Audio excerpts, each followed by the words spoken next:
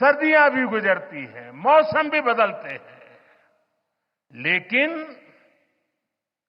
राष्ट्र की रक्षा के लिए अपनी जान की बाजी लगाने वालों के नाम अमिट रहते हैं। ये देश हमारी सेना के पराक्रमी महानायकों का सदा सर्वदा ऋणी है। ये देश उनके प्रति कृतज्ञ है। साथियों, मेरा सौभाग्य है कि कारगिल युद्ध के समय मैं एक सामान्य देशवासी के रूप में अपने सैनिकों के बीच था। आज जब मैं फिर करगिल की धरती पर हूं, तो स्वाभाविक है वो स्मृतियां मेरे मन में ताजा हो गई है। मुझे याद है किस तरह हमारी सेनाओं ने इतनी ऊंचाई पर इतने कठिन युद्ध ऑपरेशन को अंजाम दिया था। मैं देश को विजय दिलाने वाले ऐसे सभी शूरवीरों को आदरपूर्वक प्रणाम करता हूं। मैं इन शहीदों को नमन करता हूं जिन्होंने कारगिल में मातृभूमि की रक्षा के लिए अपना सर्वोच्च बलिदान दिया। साथियों, कारगिल में हमने केवल युद्ध नहीं जीता था, हमने सत्य, संयम और सामर्थ्य का अद्भुत परिचय दिया था। आप जानते हैं, भारत उस समय शांति के लिए प्रयास कर रहा था। बदले में पाकिस्तान ने फिर एक बार अपना अविश्वासी चेहरा दिखाया। लेकिन सत्य के सामने असत्य और आतंक की हार हुई। साथियों, पाकिस्तान ने अतीत में जितने भी दुष्प्रयास किए, उसे मुंह की खानी पड़ी है। लेकिन पाकिस्तान ने अपने इतिहास से कुछ नहीं सीखा है। वो आतंकवाद के सहारे, प्रॉक्सी वॉर के सहारे अपने आप को प्रासंगिक बनाए रखने का प्रयास कर रहा है। लेकिन आज जब मैं उस जगह से बोल रहा हूं जहां आतंक के आकाओं को मेरी आवाज सीधे सुनाई पड़ रही है, मैं आतंकवाद के इन सरपरस्तों को कहना चाहता हूं कि उनके नापाक मंसूबे कभी कामयाब नहीं होंगे।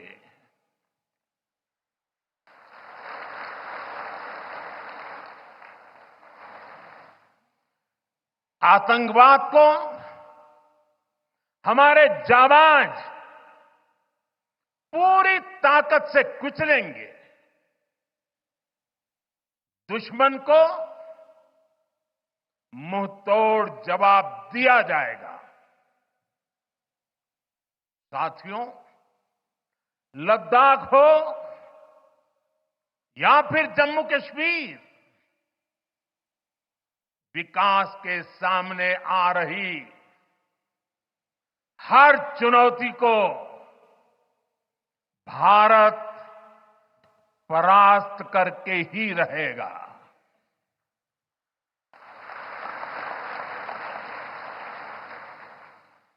कुछ ही दिन बाद इस 5 अगस्त को आर्टिकल 370 का अंत हुए 5 वर्ष पूरे होने जा रहे हैं। जम्मू कश्मीर आज नए भविष्य की बात कर रहा है, बड़े सपनों की बात कर रहा है। जम्मू कश्मीर की पहचान G20 जैसी ग्लोबल समिट की अहम बैठक करने के लिए हो रही है। इंफ्रास्ट्रक्चर डेवलपमेंट के साथ साथ जम्मू कश्मीर लेह लद्दाख में टूरिज्म सेक्टर भी तेजी से ग्रो कर रहा है। दशकों बाद कश्मीर में सिनेमा घर खुला है। 3.5 दशक के बाद पहली बार श्रीनगर में ताजिया निकला है। धरती का हमारा स्वर्ग तेजी से शांति और सौहार्द की दिशा में आगे बढ़ रहा है। साथियों, आज लद्दाख में भी विकास की नई धारा बनी है। सिंकुल्ला टनल, इसके निर्माण का काम शुरू हुआ है। सिंकुल्ला टनल के जरिए लद्दाख पूरे साल हर मौसम में देश से कनेक्टेड रहेगा। ये टनल लद्दाख के विकास और बेहतर भविष्य के लिए नई संभावनाओं का नया रास्ता खोलेगी। हम सभी को पता है कि कठोर मौसम की वजह से लद्दाख के लोगों को कितनी मुश्किलें आती हैं। सिंकुल्ला टनल के बनने से ये मुश्किलें भी कम होगी। मैं लद्दाख के मेरे भाई बहनों को इस टनल का काम शुरू होने के लिए विशेष बधाई देता हूं। साथियों, लद्दाख के लोगों का हित हमेशा हमारी प्राथमिकता रहा है। मुझे याद है, कोरोना के समय में करगिल क्षेत्र के हमारे कई लोग ईरान में फंस गए थे। उन्हें वापस लाने के लिए मैंने व्यक्तिगत स्तर पर काफी प्रयास किए। ईरान से लाकर उन्हें जैसलमेर में ठहराया गया था और जब स्वास्थ्य की दृष्टि से पूरी तरह संतोषजनक रिपोर्ट मिले, उसके बाद उन सबको उनके घर तक यहां पहुंचाया था। हमें संतोष है कि हम अनेकों जिंदगियों को बचा पाए। यहां के लोगों की सुविधाएं बढ़े, ईज ऑफ लिविंग बढ़े, इसके लिए भारत सरकार निरंतर प्रयास कर रही है। बीते 5 वर्षों में ही हमने लद्दाख के बजट को 1100 करोड़ से बढ़ाकर 6000 करोड़ रुपए कर दिया है। यानी करीब करीब 6 गुना की वृद्धि। ये पैसा आज लद्दाख के लोगों के विकास में, यहां सुविधाएं बढ़ाने में काम आ रहा है। आप देखिए, सड़क, बिजली, पानी, शिक्षा, पावर सप्लाई, रोजगार, लद्दाख में हर दिशा में दृश्य भी बदल रहा है, परिदृश्य भी बदल रहा है।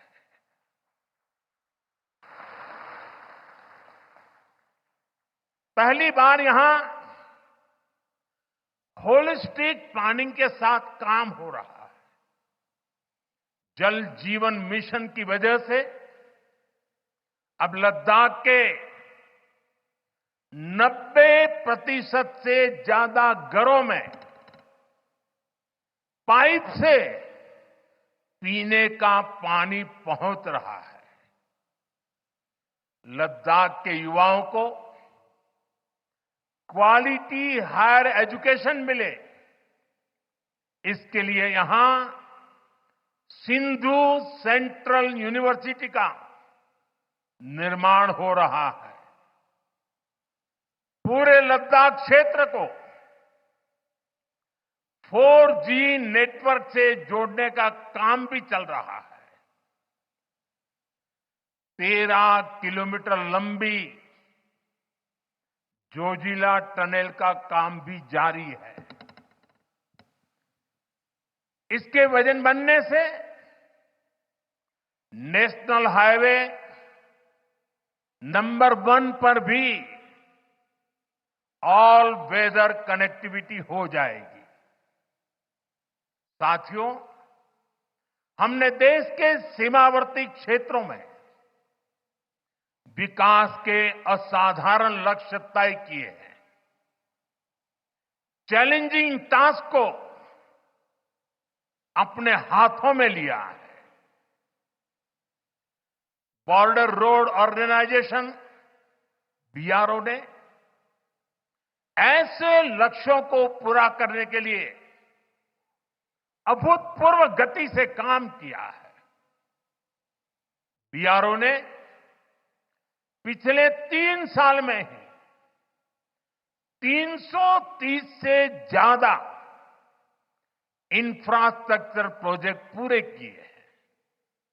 इसमें लद्दाख के विकास कार्यों से लेकर पूर्वोत्तर में सेला टनल जैसे प्रोजेक्ट भी शामिल है। मुश्किल टेरेन्स में विकास की एक गति नए भारत की क्षमता और दिशा दोनों दिखाते हैं। साथियों, आज की वैश्विक परिस्थितियां पहले से अलग है। इसलिए हमारी सेनाओं को हथियारों और उपकरणों के साथ साथ कार्यशैली और व्यवस्थाओं में भी आधुनिक होना चाहिए। इसलिए देश दशकों से डिफेंस सेक्टर में बड़े रिफॉर्म्स की जरूरत महसूस करता रहा था। सेना स्वयं वर्षों से इसकी मांग कर रही थी, लेकिन दुर्भाग्य से पहले इसे उतना महत्व नहीं दिया गया। बीते 10 वर्षों में हमने डिफेंस रिफॉर्म्स को रक्षा क्षेत्र की पहली प्राथमिकता बनाया है। इन रिफॉर्म्स के कारण आज हमारी सेनाएं ज्यादा सक्षम हुई हैं, आत्मनिर्भर हो रही है। आज डिफेंस प्रोक्योरमेंट में बड़ी हिस्सेदारी भारतीय डिफेंस इंडस्ट्री को दी जा रही है। डिफेंस में रिसर्च एंड डेवलपमेंट बजट का भी 25% प्राइवेट सेक्टर के लिए रिजर्व किया गया है। ऐसे ही प्रयासों का परिणाम है कि भारत का डिफेंस प्रोडक्शन अब 1.25 लाख करोड़ रुपए से ज्यादा हो चुका है। कभी भारत की गिनती हथियार मंगाने वाले देश के रूप में भी